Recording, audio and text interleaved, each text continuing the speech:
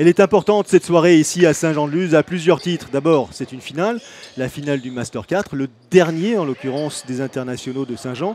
Et puis, il y a encore un classement qui n'est pas définitif, qui va concerner les 4, en l'occurrence, meilleures équipes qui vont pouvoir être ou non qualifiées pour disputer ce fameux Grand Slam, Philippe Etcheberry. Oui, bonsoir Vincent, bonsoir à tous. Effectivement, cette partie, ce Master 4 a une importance primordiale par rapport à tous ces joueurs pour le classement au Slam. Le Slam, pourquoi?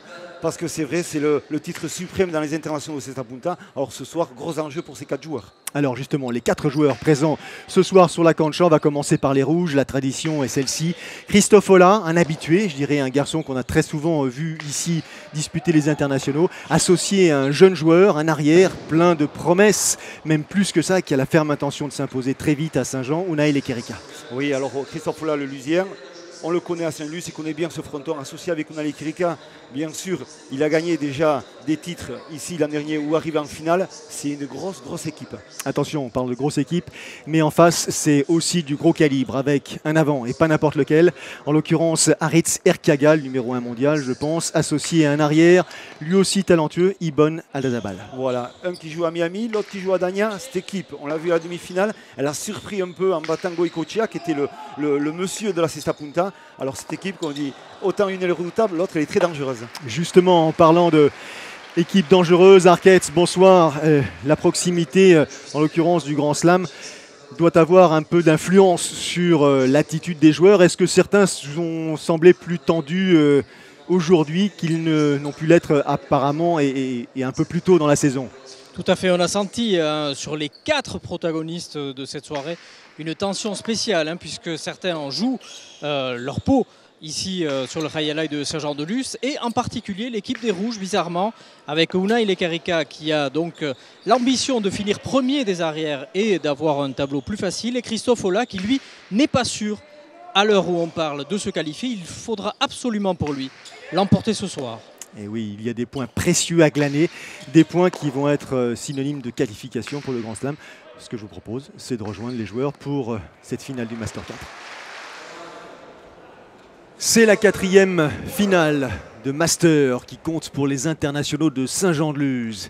En finale donc, Christophe Ola, Unai Lekerika, avec les couleurs rouges opposées à Aritz Erkiaga et Ibon Aldazabal. Philippe, Arquette, une partie, comme on le disait en introduction, qui effectivement revêt beaucoup d'intérêt, des enjeux cruciaux, tant pour ce qui concerne bien sûr l'identité des vainqueurs, mais surtout ensuite pour une sélection lors du fameux Grand Slam à suivre. Et voilà, le titre suprême, c'est le vainqueur du Grand Slam. Donc pour y arriver, eh bien, il faut se qualifier pour les Masters et surtout remporter plein de points.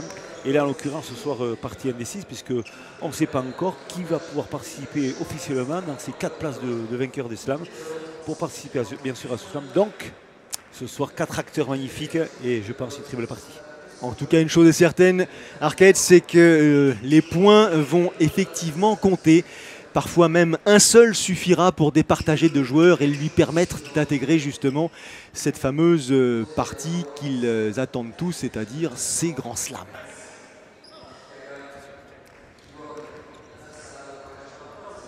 Allez, au tour de l'équipe bleue de récupérer donc la mise en jeu après avoir glané le premier point de cette partie, rappeler quelques règles indispensables. Une partie qui se dispute en 3 manches, les 2 premières en 15 points, la 3e si elle a lieu en 5 petits points. Ça peut effectivement changer parfois le comportement de certains joueurs. La pression n'est plus tout à fait la même sur les épaules des uns ou des autres. On s'attend à avoir une partie assez équilibrée. En l'occurrence, là, Christophe Ola à l'avant de l'équipe rouge est un habitué de la cancha de Saint-Jean, ce qui n'est pas forcément le cas de son partenaire du soir, en l'occurrence Unai Lekerika, même si il a vite compris comment ça fonctionnait ici. Voilà, exactement. On sait très bien qu'Aritz Erkiaga et Christophe Ola sont 2 pointures internationales, donc automatiquement ils vont réussir à se jauger, à se tester. Et on le voit ces 2 premiers points, voilà, un but livré, on sait ce qu'on doit faire, on fait des points de suite.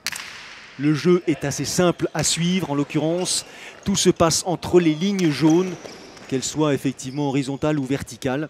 La pelote qui est lancée contre le frontis ne peut rebondir qu'une seule fois au sol. Il y a donc un avant, un arrière et il faut savoir tout simplement que cette pelote peut voyager à une vitesse atteignant les 300 km/h parfois.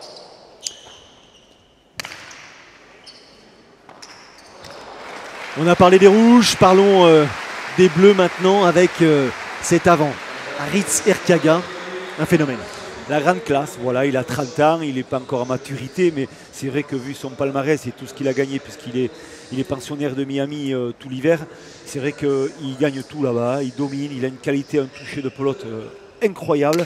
Et c'est vrai qu'on demande ça ici à Champs-de-Luz et on sait très bien qu'il va faire très très mal. Et ce soir, associé à cet arrière, Ibon Aldasabal, qui est grand, qui a de l'amplitude, qui joue aussi pour le fronton de Dagna, on sait très bien que ces deux joueurs, c'est dangereux. On loue le revers en l'occurrence de Ibon Aldasabal et on s'en est aperçu d'autant plus rapidement. Une pelote parfaitement placée qui n'a pu être récupérée par Christophe Hollin et du coup entame de match très équilibré puisque les deux équipes sont à égalité parfaite, 2 points partout.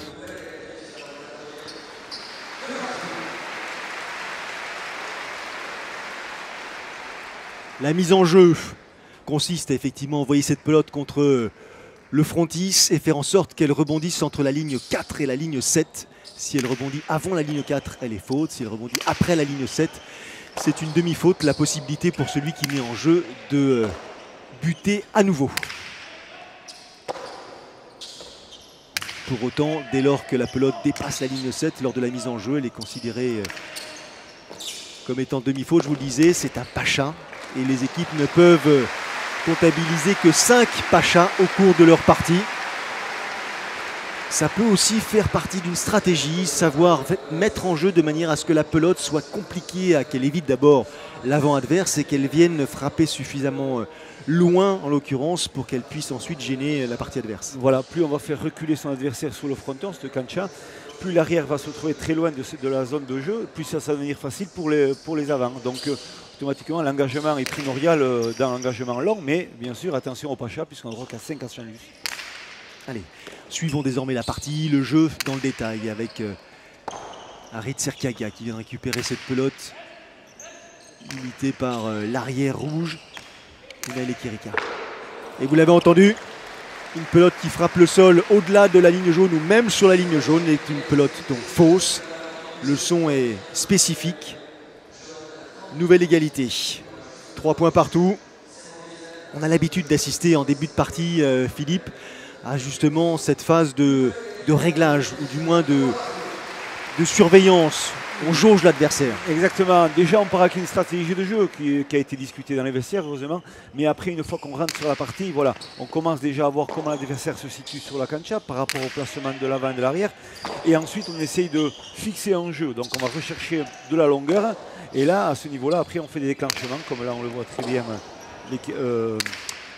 Aritz Erkiaga, excusez-moi. Et donc voilà, on va se jauger, comme vous dites, on prend le temps de faire les choses. Allez, Unai Lekirika qui est monté, lui l'arrière en rouge, pour venir suppléer Christophe Hollin. Récupération Hollin, justement, de volée et en revers. La même chose pour ce qui concerne l'arrière bleu.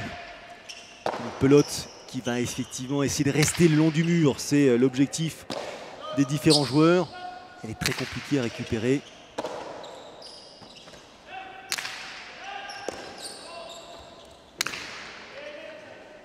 Pour l'instant, aucune faute directe commise par ces différents joueurs en ce début de partie.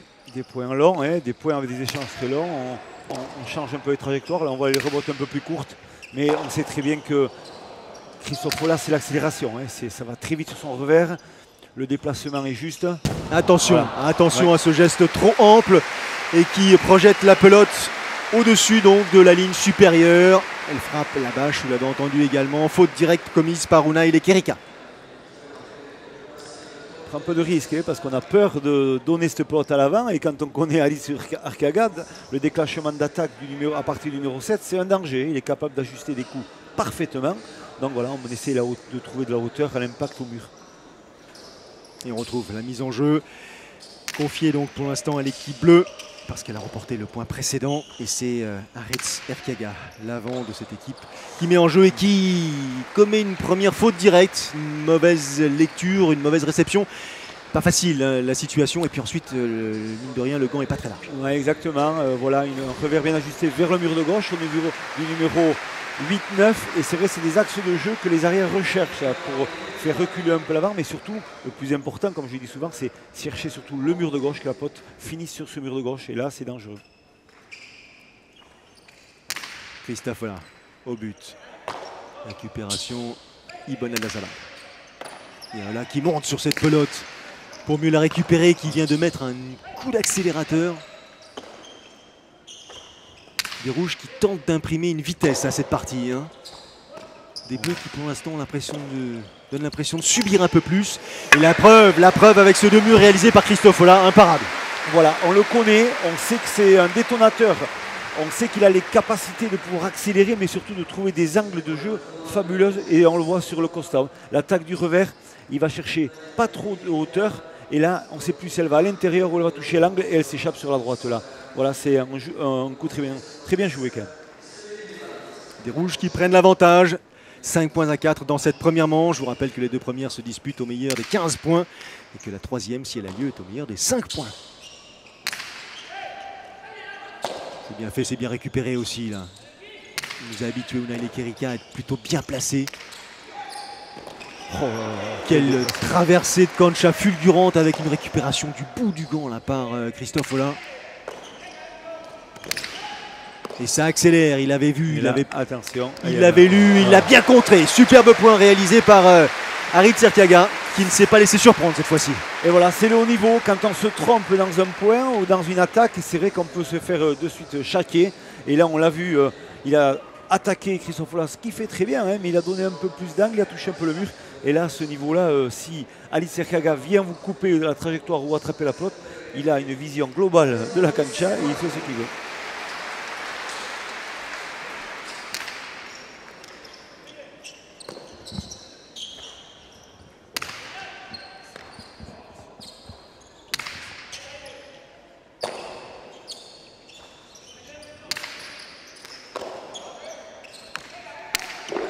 Deux murs tentés par Harit Serkiaga, mais une pelote qui rebondit sur la ligne jaune, et donc une pelote fausse. Le point pour l'équipe adverse. Ouais. Et voilà, il prend un peu de risque, mais il faut qu'il en prenne. Il sait très bien qu'à un moment donné, Lekerika est un danger aussi, mais Christophe Ola, c'est leur jeu d'attaquer. On voit une ouverture, on tente, et c'est millimétré. On voit qu'il manque, il n'y a pas grand-chose. Et la ligne jaune au sol, elle doit faire 15 cm de large, donc voilà, ça passe pas loin de la bonne pelote, mais en l'occurrence, là, elle est forte.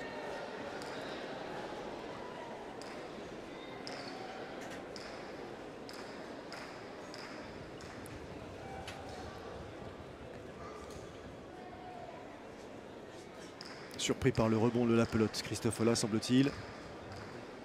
Nouvelle mise en jeu pour les rouges.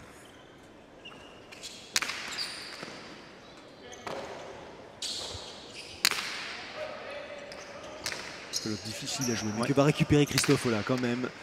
Les rebottes du revers.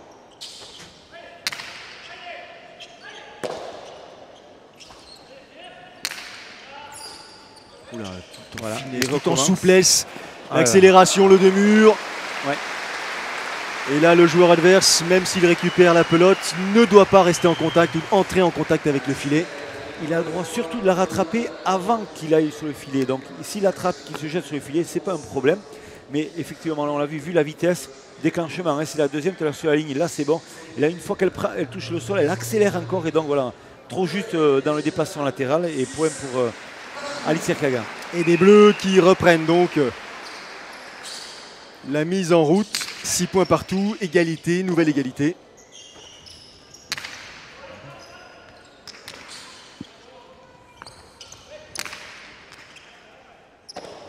En appui avec la main gauche, Unai Lekerika. Il se replace automatiquement en défense, mais c'est en l'occurrence là Christophe Ola qui va récupérer. Attention à ce geste d'Harit Serkiaga, bien lu, bien anticipé par son adversaire direct.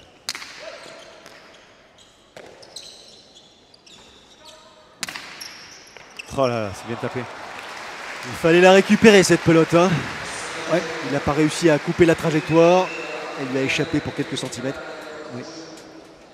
On voit quand même que ici, Unai Kerika a des grosses qualités. Avec sa droite, il fait mal parce qu'il arrive à varier ses droites, à jouer long, à jouer court, mais surtout à serrer sur le gauche. Et là, on voit cette pelote est très très dure à attraper. Et faute de Unai Kerika, de Ali Serkaga, pardon.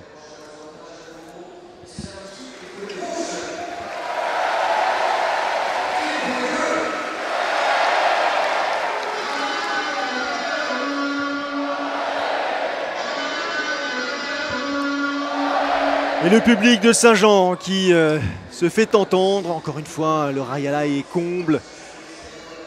Plus de 2000 personnes sont venues assister à cette nouvelle soirée proposée donc ici dans ce Rayala de Saint-Jean-de-Luz qui accueille les internationaux du même nom depuis maintenant plus de 30 ans. Rendez-vous incontournable pour la plupart des puntistes, pour les meilleurs puntistes au monde d'ailleurs, parce que ceux qui disputent les internationaux de Saint-Jean sont sélectionnés pour venir justement et participer. C'est un travail de longue haleine, c'est effectivement je dirais, des relations qui sont tissées avec ces joueurs, Philippe, qui, je dirais, se battent presque et même carrément pour se jouer sur cette cancha. Exactement, et effectivement, les places sont chères pour venir jouer à Saint-Luc ou ailleurs ou à Biarritz, mais Saint-Luc, en évidence, c'est vrai que voilà, ça commence à partir du mois de janvier et la sélection officielle elle est faite pratiquement fermée début juin. Et ce qu'on voit, c'est que les joueurs qui sont sélectionnés, une fois qu'ils sont ici, ils donnent tout. Ils donnent tout et ils ont envie de revenir l'année suivante. Donc je peux vous dire qu'on a de très très belles prestations. Tant mieux. Et des rouges qui se détachent un tout petit peu, 2 points d'avance en faveur de Christophe Ola et Unai Kerika. C'est la première fois depuis le début de la partie que une des deux équipes mène de plus de 1 point. C'est dire le début de partie serré puisqu'il y a eu 6 égalités en autant de possibilités. Ça nous fait plaisir de vous entendre, l'Arcade.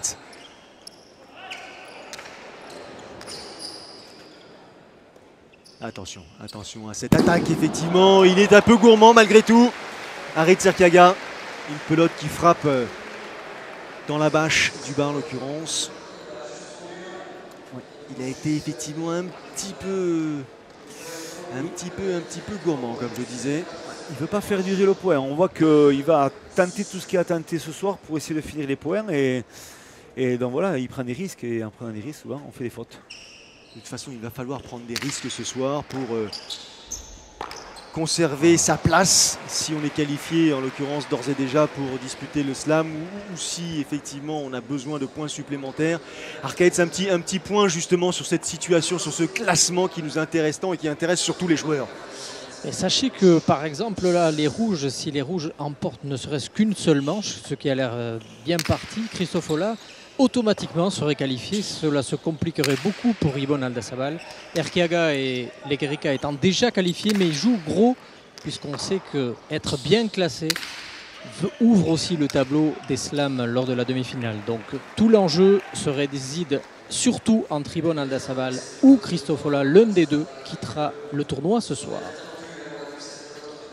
D'où les prises de risques, les initiatives, effectivement. Et c'est pas facile lorsque, à titre personnel comme Christophe Ola ou Ibon Aldazabal, on doit absolument tenter de se qualifier. C'est pas facile pour le coéquipier de jouer de la même partie, même s'ils ont l'habitude effectivement de partager le jeu. Il y a quand même 2 styles différents, sachant que les autres en face sont déjà intégrés dans les phases finales. Oui, bien sûr, mais c'est tous de grands sportifs et des grands compétiteurs. Alors, c'est vrai qu'une fois qu'ils rentrent sur la cancha, ils ont tous envie de gagner, hein, je peux vous dire, et ils ne vont pas être calculateurs dans ce jeu-là. D'abord, pour commencer, ils vont essayer de gagner. Unai Lekerika, qui l'année dernière, pour sa première apparition à Saint-Jean, avait disputé la finale du slam, avait perdu en finale, a bien l'intention cette année de monter sur la plus haute marche du podium. Il s'en est fallu de peu pour qu'il remporte le gant d'or à Biarritz.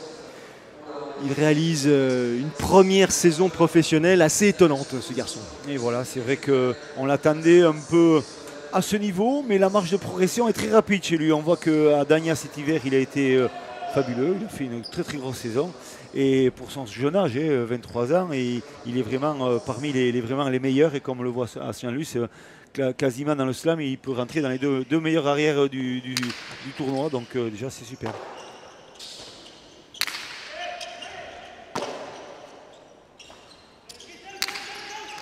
Encore un Voilà, bon super. parpaing envoyé par Unai Lekerika. Il joue parfait. Coup droit par-dessus l'épaule du fond de la cancha.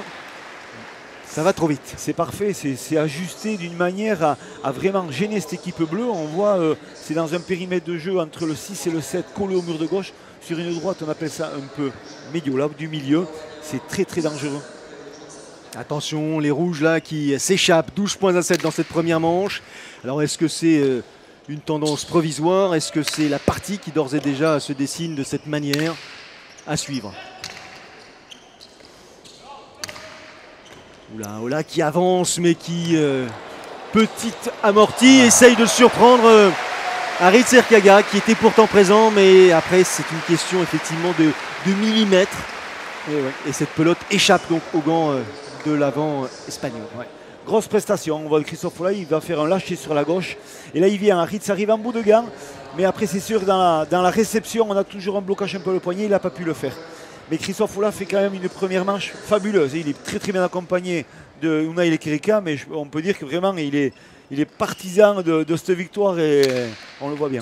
Attention, il a tenté de effectivement récupérer cette pelote de volée. Une mauvaise réception à nouveau. Nouveau point en faveur de l'équipe rouge. 14 points à 7. C'est une pelote de première manche.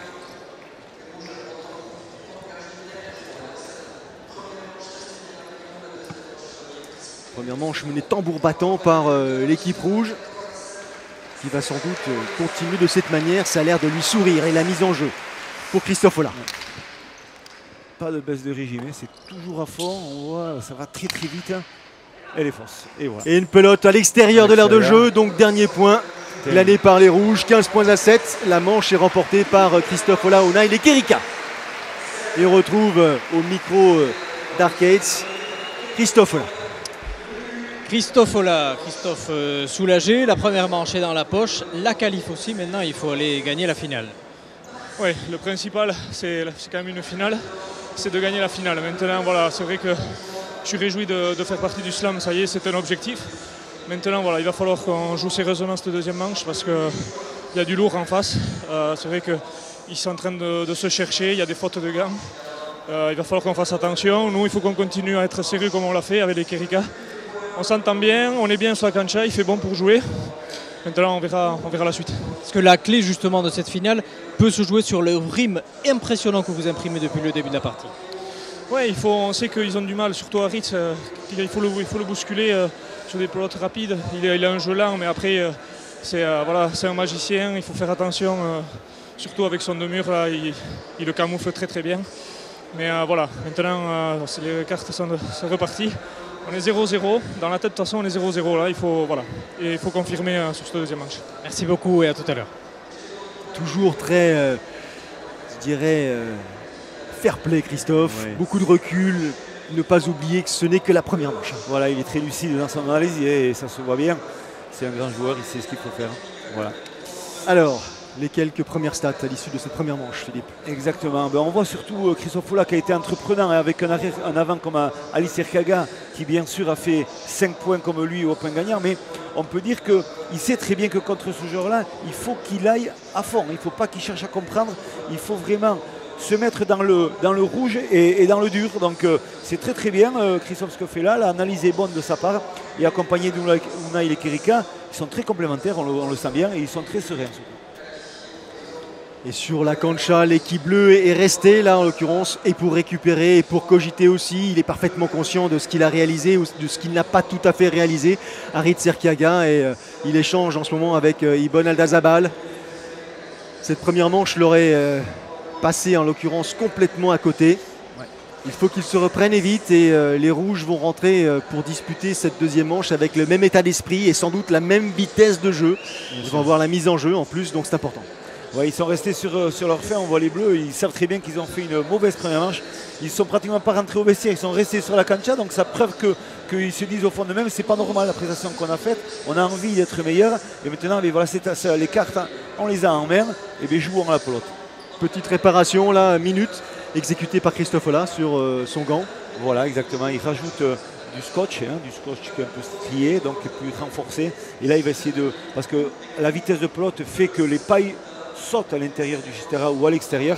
Et si on ne répare pas ça de suite, la pelote peut transpercer carrément le Chitera, parce que c'est que de l'osier, c'est fait tout à la main. Et là, c'est dommageable parce que Chitera s'abîme, 1, et 2, il est inutilisable. Et je peux vous dire que le gant est particulièrement endommagé, hein, raison pour laquelle il prend tout le temps pour le réparer correctement, pour éviter justement toutes mes aventures dans les points à venir. Et excusez du jeu de mots, mais les Bleus sont un peu dans le rouge parce qu'ils viennent d'encaisser un 9-1 en fin de première manche, donc ça va être compliqué.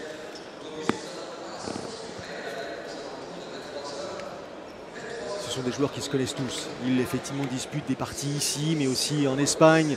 Ils jouent ensemble de manière régulière, donc ils n'ont pas de secret les uns pour les autres. Ils savent très bien, et d'ailleurs Christophe le disait en parlant d'Aritz Arkaga, c'est un magicien. Même si ce soir c'est plus Christophe le magicien en l'occurrence, c'est pour vous dire à quel point ces joueurs-là n'ont vraiment ne peuvent rien cacher en l'occurrence. Non, bien sûr, ils se connaissent tous, hein, ils se côtoient tous. Christophe a passé 4 mois au Mexique cet hiver. Et c'est vrai effectivement que là il a envie de montrer que lui aussi c'est un grand joueur. Il est postulant aussi pour une future sélection pour la Coupe du Monde, donc il a envie de montrer que voilà qu'il peut s'organiser dans une partie avec un coéquipier différent et il fait une très bonne première manche. Et bien on va voir ce que ça donne pour cette deuxième manche, mise en jeu effectivement par l'équipe rouge, cette première pelote. Les rouges qui se sont imposés 15 points à 7 lors de la première manche et qui là d'ores et déjà glane le premier point de cette deuxième manche. Une fois de plus, un renvoi de les rebottes du mur du fond de Christophe Follas, c'est une arme du revers. On voit qu'il arrive, il est gaucher. Donc une particularité sur un gaucher, c'est qu'il peut pousser à la main gauche. Et il accélère la pelote, mais c'est énorme. Ça donne de la vitesse et de la précision. C'est souvent le point. Et on ne perd pas de temps pour enchaîner effectivement. Et buter. La récupération, attention. Arkaga qui va essayer de tromper les Kirika, il y parvient. Dès que la mise en jeu n'est pas tout à fait précise ou qu'elle manque un tout petit peu de profondeur, c'est un piège. C'est la sentence. Souvent la sentence avec ces joueurs-là, autant Unai Kirika que Aritz Arkaga et Christophe Follas, si on leur livre une pelote au but comme on le voit là, là il n'y a que l'embarras du choix. Comme techniquement ils sont faciles, ils sont doués, ils arrivent là on le voit en l'occurrence, à passer par-dessus Unai Kirika, ce qui n'est jamais facile, mais c'est des petits artistes. Et les Bleus qui récupèrent la mise en jeu et qui en profitent pour changer de pelote, histoire de essayer de récupérer un petit peu la partie, parce que là, elle leur a échappé jusqu'à présent. Allez, on retrouve Aritz Arkaga pour cette mise en jeu. Une pelote beaucoup moins vive, hein, vous le voyez. Autant c'est vrai, Arkaïs, que la dernière fois, il préférait une pelote vive Aritz Arkaga, fabuleux ça. Et que là, on voit qu'il prend une pelote beaucoup plus morte. Donc c'est paradoxal, on voit par rapport à l'adversité ce qu'on veut faire comme jeu. Et Arkaga qui conclut ce point de mur du coup droit. Des Bleus qui prennent l'avantage, léger avantage, et qui mettent fin à la punition.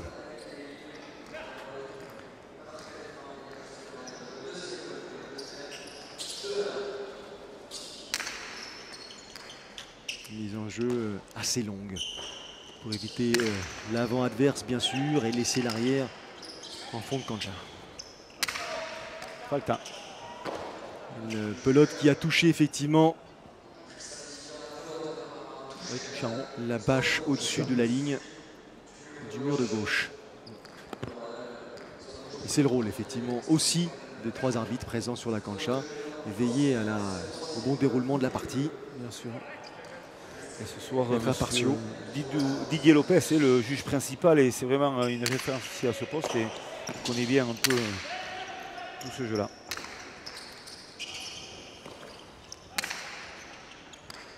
Oh, la récupération Unai Kirika en appui sur le mur de gauche. La main, le pied et puis du bout du gant récupérer la pelote. Oh, belle récupération aussi de la part de Aldazabal. La concurrence est rude là. À l'avant, on l'avait vu, mais à l'arrière, elle est aussi de style de jeu très différent, de profil opposé, ou presque. Ouais. Grand gabarit, assez longiligne pour Aldazabal, 1m93, un peu moins grand, 1m80 pour les Kirika, mais très puissant. Et regardez ce geste, cette pelote qui vient presque mourir sur le frontis. et donc échappé à la vigilance de Christophe Ola. Ça s'appelle un lâcher, donc voilà, ce serait un amorti au tennis. Et voilà, il est très loin, hein, il est pratiquement à plus de 30 mètres et il déclenche voilà, un amorti et c'est le point magnifique. Quel coup d'œil, quelle facilité dans la technicité de ce geste-là. Est-ce que le magicien serait justement en train de respecter sa légende? À suivre. 4.1 en faveur de l'équipe bleue. En tout cas, le changement de pelote leur a fait le plus grand bien aux Bleus qui ont enchaîné 4 points consécutifs.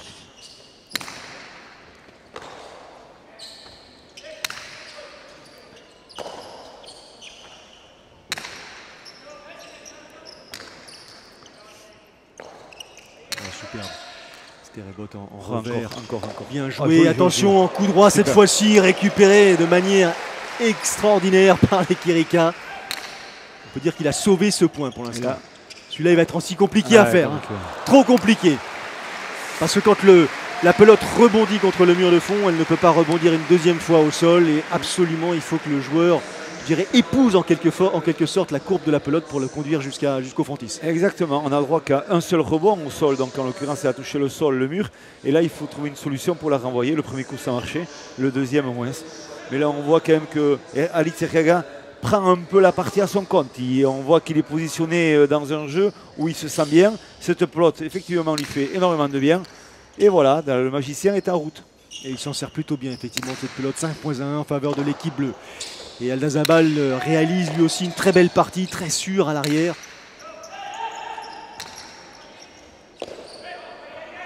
Parfaitement récupéré avec ce coup droit, mais Ola avait ensuite un point plus facile à jouer. Malgré tout, il fallait le réaliser. Ouais.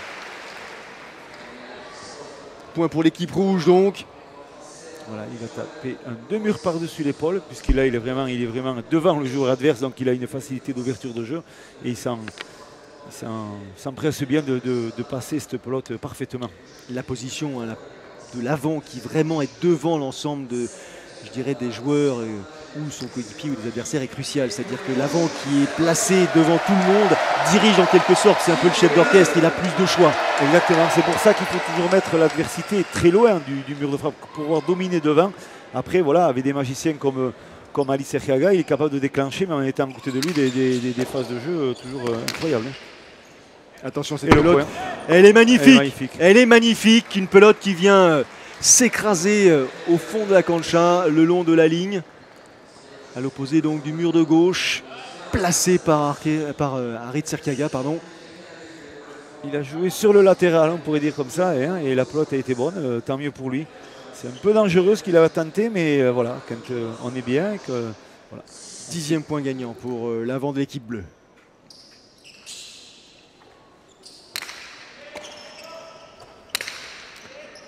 Ça joue tendu, ça joue puissant. Récupération Aldazabal pour les bleus derrière. Il faut retrouver du rythme pour l'équipe rouge là, si elle veut vraiment redominer le jeu. Sinon, ça va être problématique. Elle n'est pas facile à récupérer celle-ci. Effectivement, il s'en doutait un petit peu. Arit Serkaga. La vitesse est terrible lorsqu'elle a rebondi au sol après avoir heurté le mur de gauche. C'est quand même Unai Quirica qui fait du bien, qui fait revenir un peu dans la partie grâce à sa droite. Donc voilà, il faudra s'en servir. Et là, ils ont récupéré leur pelote vive. Ça va peut-être changer un peu la physionomie de cette partie. Une pelote qui a rebondi au-delà de la ligne numéro 7. Pardon. Donc demi-faute. Pacha, c'est le deuxième enregistré par l'équipe rouge. Nouvelle mise en jeu possible pour Christophe Ola. C'est sûr que ça semble moins facile dans cette deuxième manche pour les rouges que ça ne l'était quelques minutes auparavant. Oui. Mais c'est pas fini, donc voilà, il faut qu'ils retrouvent le jeu s'ils veulent dominer cette équipe rouge, mais sinon c'est foutu pour eux. Attention. Encore une jolie pelote là placée. Faute directe commise par Christophe Ola. Ouais, une pelote qui s'écrase sur la ligne jaune au-dessus du front. Ouais.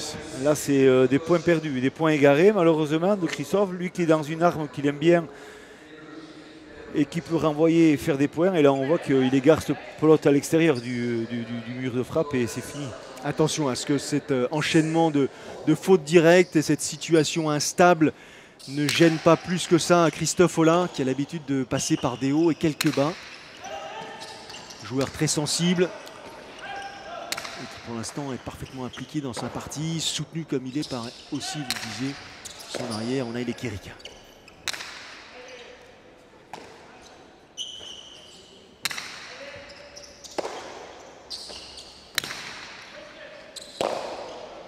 Belle récupération en avançant et en coup droit. Et cette fois-ci, Erkeka ne s'est pas fait surprendre par cette pelote.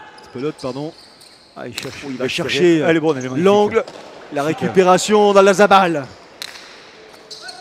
Oh, Là, il y a des angles incroyables qui se jouent actuellement. La récupération, les rebotes de Lekerika.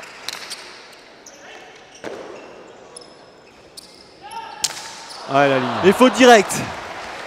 Quel enchaînement sur cette cancha. Quel niveau de jeu offert par ces joueurs. Et le public qui ne s'y trompe pas justement et qui salue comme il se doit la performance des 4 acteurs. Faute directe des rouges, en l'occurrence d'Unai Lekerika.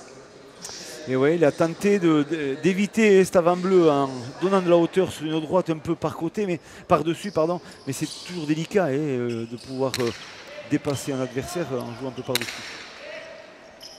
Tendu et parfaitement récupéré par Aldazabal cette pelote. Oh, superbe demi-volée encore une fois là. Christophe Hollin.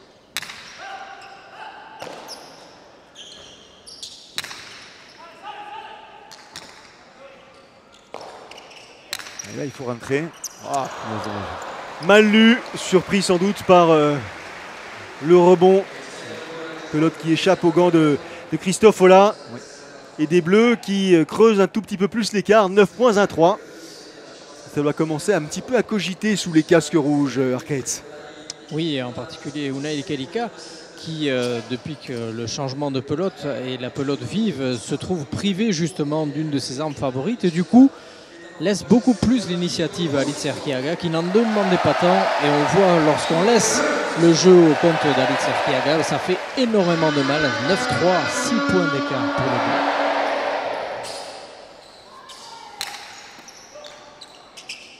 Une belle mise en jeu réalisée par Erkiaga. Ouais, difficile à récupérer, bien plié sur ses jambes à la Zabal.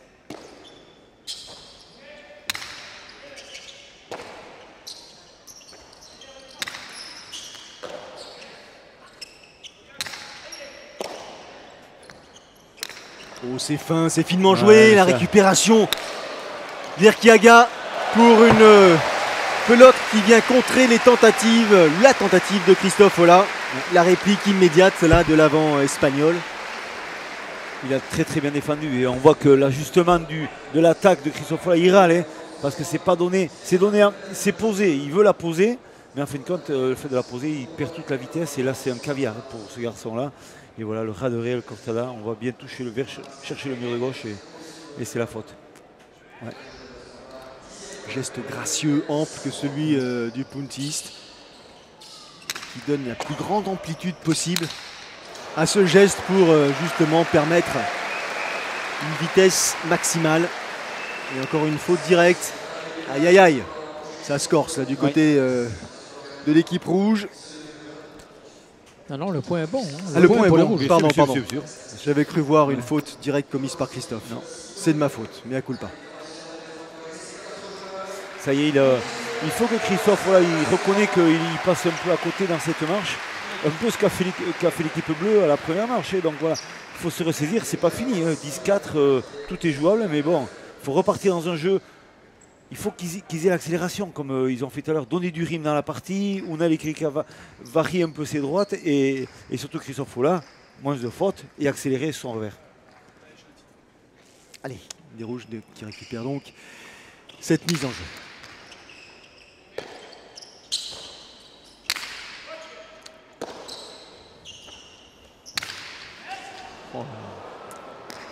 Une pelote qui heurte le filet au-dessus de l'aire de jeu.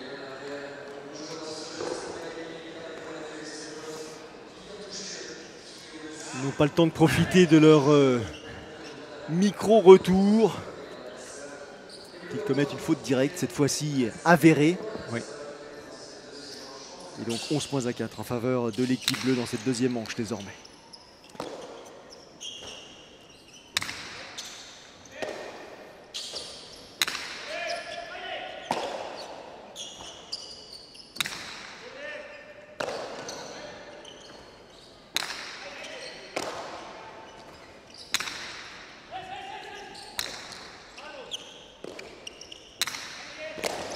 Belle récupération, l'avancement et l'accélération qui permet justement de placer cette balle après et de tromper son adversaire direct. Magnifique point réalisé par Christophe Ola. Voilà. Essayer de profiter de la maladresse dans le renvoi du mur du fond de Alice Serkaga pour essayer de finir les points. Donc voilà, c'est important de remettre du rythme. On voit le lâcher qui est parfait, il coupe la pelote pour qu'elle revienne à l'intérieur et c'est le point bien ajusté. Ouais. Alors la clé va consister maintenant pour les rouges à essayer d'enchaîner 2 points, ce qu'ils n'ont pas réussi à faire depuis le début de la deuxième manche. Chaque fois qu'ils reviennent, les bleus reprennent les commandes. Donc une deuxième partie très compliquée pour les rouges et qui est tout bon pour Alice Serkiaga, puisqu'avec un score aussi fleuve, c'est très bon pour son goal average et il pourrait ravir la place de meilleur deuxième à Monsieur Goicoechea. Attention donc. Temps mort demandé par l'équipe rouge. L'occasion de respirer, de sans doute réparer un petit peu son gant aussi. Christophe Ola avait l'air d'être un tout petit peu gêné. Oui. On a vu quand même qu'il avait cassé quelques pailles. Est-ce que ça perturbe un peu dans la réception de pelote? Ça peut arriver aussi. Donc voilà, il faut qu'il se reprenne s'il veut repartir sur les bonnes bases. Allez, tout ce petit monde est de retour sur la cancha pour poursuivre cette deuxième manche qui pour l'instant est dominée par les bleus sur le score de 11 points à 5. L'accélération immédiate, il ne faut pas lui donner de pelote à cette hauteur-là. Elle était dure, hein. Il a osé, comme il mène 11 à 5, c'est vrai qu'il va oser automatiquement rentrer ses potes collés sur le mur de gauche et déclencher parce qu'il sait le faire. On le voit, hein, là, ce qui tape la pelote après sur ce constat par-dessus l'épaule. Hein. Et là, Christophe, même avec sa pointe de vitesse, il est très loin.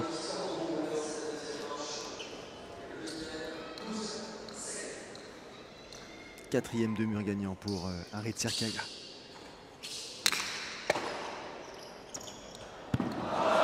Il en manque un tout petit peu. C'était pas le moment de rater ce point qui lui paraissait offert. Ouais. Ça lui rentre pas hein, dans le jargon de la pelote et c'est vrai qu'il vendange des points malheureusement. Hein, et c'est vrai que le point est étouffé là parce que Alice Serkaga, jamais il aurait été chercher cette pelote. Et voilà. Quatrième faute directe commise par Christophe Ola. 13 points à 5 pour les Bleus qui là a priori se rapprochent d'une victoire dans cette deuxième manche.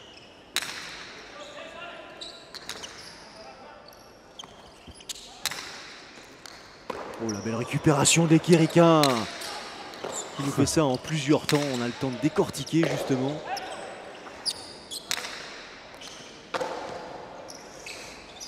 Ça joue très bien. Le renvoi puissant d'Al-Azabal.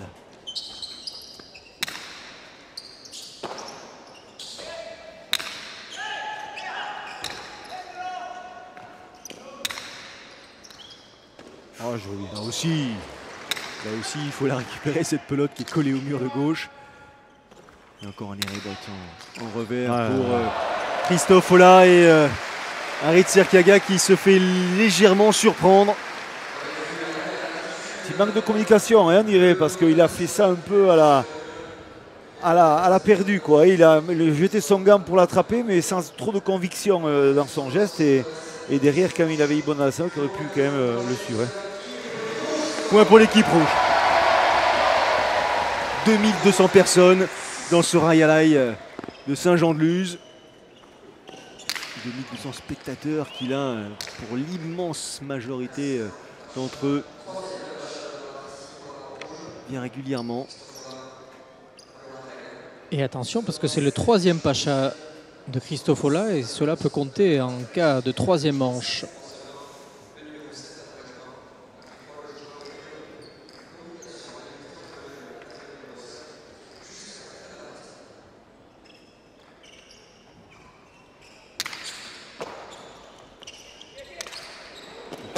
Il l'a réalisé. Il a surpris Christophe Ola en plaçant cette pelote le long du mur de gauche aussi. Il est venu mourir entre la ligne 3 et la ligne 4. Il faut qu'il ajuste parfaitement parce que Christophe Ola de grosses jambes, il va très vite et on va se toucher de pelote. Là. Il va l'attraper, il la dépose tout doucement sur l'intérieur. Il n'est pas loin, il est pas loin. Hop là, il ne manque pas grand-chose. Petit contact de l'épaule. Ouais. Attention, il faut effectivement avoir des appuis et être solide aussi parce que le mur est difficile. Bien sûr. Une mise en jeu assez particulière réalisée par Harit Sarkaga. Fausse. Elle est trop longue. Effectivement, elle sort. Cette pelote est fausse.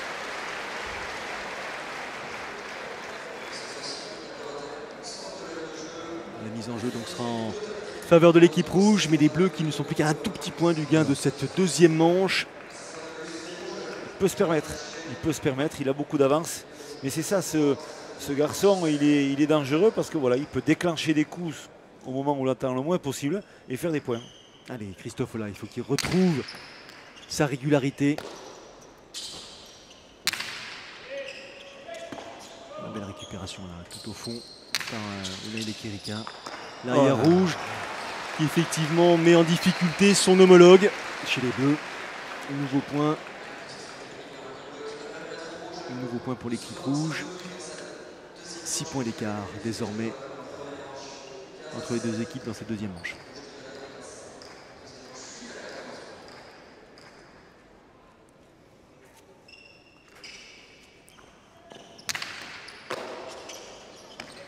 Il est présent, attention. Et ça accélère, ça va beaucoup trop vite. Une pelote qui ne rebondit pas et donc ni Harit Sarkaga ni Iban Oldazabal ne parviennent à la récupérer. Il avait lu, il avait anticipé. C'est la magie de ce sport. Il faut avoir un temps d'avance. Voilà. La pelote, tout à l'heure, elle est beaucoup mieux au niveau des attaques. Vous voyez qu'elle avait un peu plus de sortie au niveau de l'impact au mur. Et là, on voit c'est vraiment très très haut. C'est voulu, c'est posé, mais c'est mal fait, on peut le dire. Et ça, vraiment, Christophe Ola, ça ne le dérange pas. Il a juste un raderai par côté au niveau de l'angle du mur de gauche et c'est le point.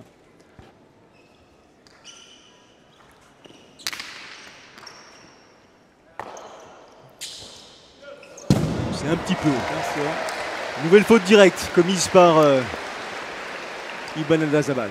Je crois que c'est la 6e, me semble-t-il. Ça fait drôle pour cette équipe bleue parce que bon, même si elle n'a qu'un seul point à faire, psychologiquement, ça met toujours un petit coup de se dire que voilà, on sort de la partie, on donne des points, même s'il reste qu'un seul point à faire. Mais il reste qu'un seul point à faire malgré tout. Malgré tout.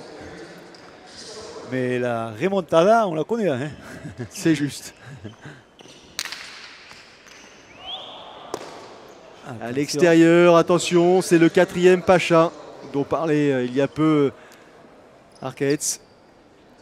Ils n'ont plus droit qu'à un seul Pacha dans cette partie.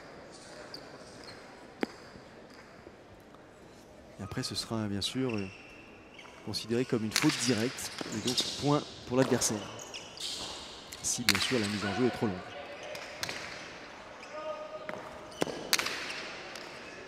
Une belle récupération là. De la part d'Oldazabal. Attention à cette pelote. Elle est fausse. Un tout petit peu trop puissante et c'est Oldazabal qui donne le point. Et attention à l'équipe rouge. Point pour les rouges encore. Ça revient petit à petit. Plus que 3 points. Et un 5-0 encaissé par les Bleus.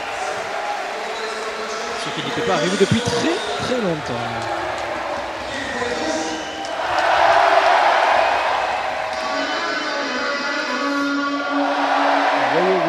Attention à Harit Sarkaga à l'engagement, s'il a la chance d'attraper. Est-ce qu'ils vont jouer sur Oldazabal? Est-ce qu'ils vont continuer à essayer de pilonner l'arrière bleu, les rouges? C'est difficile. Oh, elle est difficile. Impossible à jouer. Ouais. Faute directe commise par Christophe Ola sur cette récupération irrécupérable. Et ce sont les bleus qui s'imposent dans cette deuxième manche sur le score de 15 points à 11. Et on va retrouver au micro d'Arcaetz, j'imagine, Harit Sarkaga. Aritz, lehenengo manga baino pelota aldatu duzute eta asko hobeto, ez? Bai, pelota motela zenbidu guk gero azken bizitzu da, baina guk hasieratik jakin dugun pelota motela zenbidu lez, lekedikan eskumiek min asko ditzen da. Eta hoxea gure taktiki, hoin be pelota barrezia atarako du eta ia zelan duen. Eskerrik asko eta gero arte. Oui, il faut qu'on joue avec la pelote molle, puisque quand on joue avec la pelote vive, on donne beaucoup d'armes à l'Ekalika et son coup droit tel un uppercut. Donc si on veut gagner cette partie, il va falloir jouer avec une pelote molle. D'ailleurs, petite anecdote que vient de nous confier donc Alit Serkiaga, ils vont jouer en ce moment avec une pelote molle et neuve pour essayer de mettre à mal le jeu des rouges. Au ralenti, la tentative de Christophe Ola. Un point réalisé par son adversaire direct à Alex Erkiaga. Et voilà, donc c'est vrai qu'on voit que Alex Erkiaga a pris le dessus dans les points gagnants. Dernière ligne qu'on voit en bas, c'est très important. On voit qu'il a dominé cette manche-là, il a fait son retard dans les points gagnants. Mais surtout, on voit aussi que Christophe Ola, sur la première ligne du haut, a fait un peu plus de fautes, une faute. C'est pas évident, mais c'est vrai que ça suffit largement pour contrarier cette dynamique avec cette équipe rouge. Donc tant mieux pour l'équipe bleue et pour nous, une belle troisième manche. Arquette comparait tout à l'heure le geste des puntistes à des, en l'occurrence, gestes de boxe. Parfois, effectivement, on s'en approche. Tout ça pour vous dire simplement que ne pas oublier que sur l'antenne de Canal+ Sport, dans la nuit de samedi et dimanche, Mayweather-McGregor, il sera aux alentours de 3 h du matin. Un grand moment. Ce sera bien sûr du sport de très haut niveau. Ce sera sans aucun doute à vivre de manière monumentale et en exclusivité sur Canal+. La boxe anglaise face au MMA. On en attend beaucoup et ça s'inscrit dans un week-end de sport. Ligue 1, top 14, le retour bien sûr du top 14 sur Canal+, l'ouverture de la saison, le Grand Prix de Formule 1 de Belgique. Et de là c'est Stapunta. Exactement. Profitons-en. Messieurs, il va falloir attendre un peu pour Alit Serkiaga qui voulait justement jouer avec une pelote neuve et molle puisqu'il a perdu le toss et c'est bien Christophe Ola qui va s'élancer pour pimenter le tout. Iñaki Goicoechea et Alit Serkiaga sont à égalité en points et même au goal average à l'entame de cette troisième manche. Imaginez donc les calculs à faire pour les uns et les autres pour la qualification finale à Saint-Jean-de-Luz. Allez, c'est parti pour cette troisième et dernière manche disputée en 5 points avec effectivement énormément d'enjeux, tant sur le plan de l'identité des vainqueurs, mais comme le soulignait Arquette il y a quelques secondes, sur la sélection en l'occurrence des joueurs qui seront retenus pour disputer le Grand Slam. Accélération d'Erkiaga en coup droit, la réponse de Christophe Ola immédiate. C'est l'angle parfait sur une attaque de la droite. C'est vrai que quand on cherche, voilà, on voit qu'il est venu couper la trajectoire sur le deux-murs et c'est très bien fait d'après Christophe Ola. Et après, il a cherché l'angle inférieur du mur de gauche. Et là, quand on fait ça, c'est imprenable parce que la pelote, elle roule. Allez, premier point pour l'équipe rouge, qui conserve bien sûr l'avantage de la mise en jeu. Et Christophe Ola, avec cette pelote rapide, est en train de reprendre des couleurs, semble-t-il.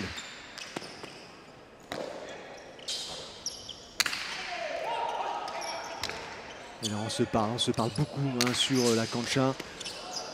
Évitement d'Alit Serkiaga, un tout petit peu spectaculaire, mais qui n'a pas pour autant permis à Iban Eldazabal de récupérer cette pelote. Ouais, 2-0 désormais pour les rouges. Quel est le pourcentage, Arquette, lorsqu'une équipe mène 2.0 dans la troisième manche, qu'elle emporte la partie? Alors, le pourcentage est très élevé et attention, puisque si les rouges gagnent, l'Ekerika serait le seul joueur du circuit à être invaincu sur la cancha lusienne cette année. Ah, il est incollable. Ah oui, oui. Et par la même occasion, le seul joueur à avoir remporté les 2 masters auxquels il a participé. Donc attention. Ça va très vite là. Là, ça Ouh va là très là vite. là, c'est de pire en pire pour ce qui concerne les Bleus, c'est de mieux en mieux pour ce qui concerne les Rouges, un festival. Et le magicien n'est pas celui qu'on croit, en l'occurrence. C'est bien Christophe Olah qui ce soir régale les spectateurs et les téléspectateurs. Ouais, là, vraiment, c'est ajusté parfaitement. C'est le pic, la chula, on appelle ça. Et c'est vrai qu'on voit qu'il a redonné du rythme à la partie. Il a donné la vitesse, Christophe Olah. C'est ça qu'on a besoin avec lui. C'est son jeu. Et le premier à vraiment apprécier ces gestes-là et cette efficacité, c'est son coéquipier et arrière, Unai Lekerika, qui n'hésite pas à saluer à chaque fois la performance de son avant. Il est aux premières loges, Lekerika, pour vivre justement ces moments forts. Oh là là, cette pelote encore magnifiquement placée et qui ne peut pas être récupérée par Ibanez-Zabal. Ouh, 4.0 dans cette dernière manche. Il suffit qu'on se trompe d'1 mètre dans le placement de l'arrière. Et là, vraiment, en ce moment, c'est deux Chula qui prend en suivant. Et c'est un mauvais placement, hein, tout simplement. Et surtout, un très bel ajustage de la part de Unai Lekerika sur le revers. Et tout à l'heure, de Christophe Olah sur le revers. Donc, voilà. Allez, il faut qu'ils en profitent. Il faut qu'ils profitent de ces moments très forts. Ils ne sont plus qu'à un petit point de cette victoire dans ce Master 4 des internationaux de Saint-Jean-de-Luz. Eux, désormais qualifiés pour disputer le slam à partir de jeudi prochain. Je parle bien sûr de Christophe Olah et de Unai Lekerika. Et la mise en jeu, peut-être la dernière de cette partie, peut-être la dernière pour les Rouges. À voir.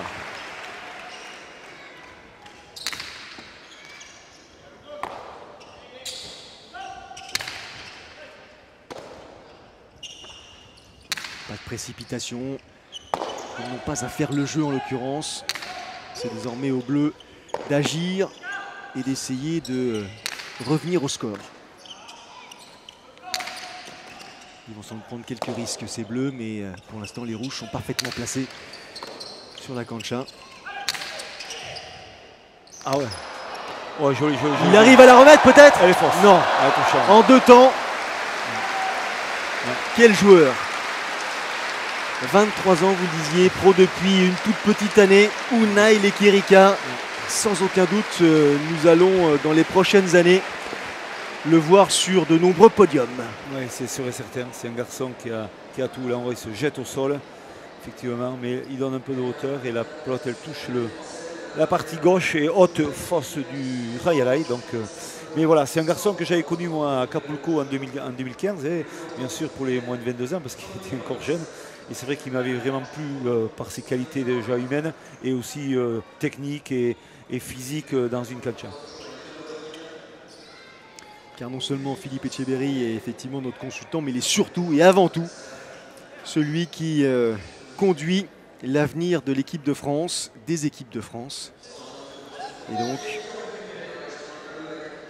vous êtes par Mons et par Vaux à suivre les pépites, comme vous le dites.